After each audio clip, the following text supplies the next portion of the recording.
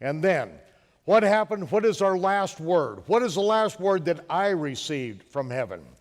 It was 2008, Yom Teruah. And I said, I am going to do Yom Teruah, which begins the night Ramadan ends, and I'm going to do it in the highest building in the one city with the highest Muslim population in America, Detroit, Michigan.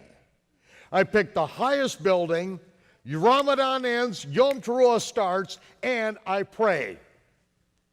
What am I to teach? And I hear a voice that says, Balaam. I have no question. I know I'm teaching Balaam. What am I going to teach about Balaam? I have no idea. So I open up the book of Numbers. Chapter 22, I'll give you the short story because I just have a few minutes left. Balak, who is the king of Moab, assembles all the nations around him because they're deathly afraid because Israel's coming in to take the land. They're not going to take Moab, remember that? They're not allowed to take Moab. That's for lost children, the Ammonites and the Moabites, but they need to go through their land. Balak assembles all of the nations around him and sends for Balaam, a prophet, to come and curse these people. And then Balaam says, I can't go. I prayed, the Lord is not going to let me go. And then some more emissaries come and said, here is a blank check. You fill it out. You just come and curse these people. So he goes and prays again in case the Almighty's changed his mind because it's a blank check. I mean, it's like 4 million, 10, whatever you want. And so he gets a word. If they come and call you, you can go with them. Balaam gets up early, saddles his ass before anyone gets up and is outside the window. Hello? Anybody in there? In other words, he is going because he's going for the bucks. On his way, on the way there, he's riding his faithful ass, which he's had all these years, and his ass then goes off the road, and he's just furious. And he gets out, and he's got his staff, and he beats his ass with his staff. And finally, he gets back on his ass, goes down a little bit more. And then he goes to this narrow place, and his ass then crushes his foot against the rocks. His foot is bleeding. He's yelling and screaming, you stupid ass! And takes his rod and starts beating his ass with this again. Then he goes on down further. I'm just talking King James for all of you. I think all of our children should learn King James English. And so he goes on further, and this time his ass goes off the road, and then he gets like a 2x4 out and is beating his ass. And then the ass turns around and says, wait, in all the years that I've been your ass, have I ever done anything like this? And he said, no, but you've never talked to me like this either. And then his eyes are open, he sees an angel, and this angel has got a sword in his hand. He's like 13 feet tall, and he sees what the ass saw because an angel was sent to kill him. That's why the ass went off his way. And so he repents and said, okay, I won't go. And the angel says, no, you go, but you do exactly as you're told. He goes to Balak. Balak assembles all of the nations around him on a mountain peak. And he says, Balaam, look out over this people and curse them. Balaam says, build me 7 altars. And on these 7 altars, sacrifice 7 bulls and 7 rams. And so he does. Remember, on the peak of a mountain, it is a United Nations summit, literally. Curse these people so they don't take the land that I promised to Abraham by a covenant forever. And so Balaam, 7 altars, 7 bulls, 7 rams, sacrifices them, and then he blesses Israel. And then Balak is furious. He takes them to another mountaintop, another United Nations summit. And what does Balaam do by revelation?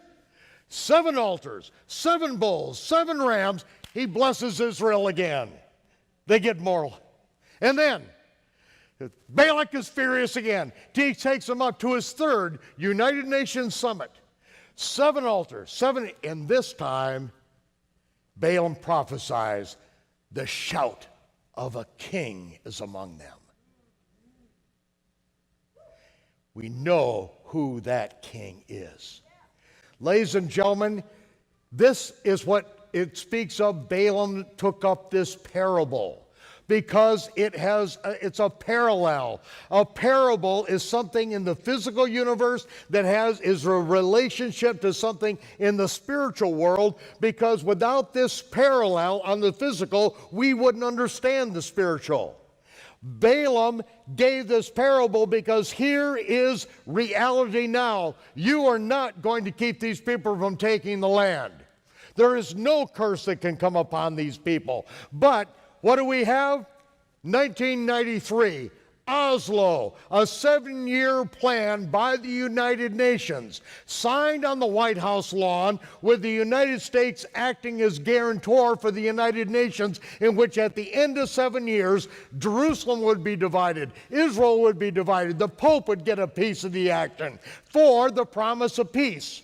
What happened 7 years later? 6 months before, I said violence will erupt in Jerusalem before sundown, September 28th, annulling the covenant with death, the agreement with hell prophesied by Isaiah. What happened? It was done on the day. Ladies and gentlemen, you better listen to what I'm saying, because that revelation came from heaven, not from me. I'm not smart. Ask my mother.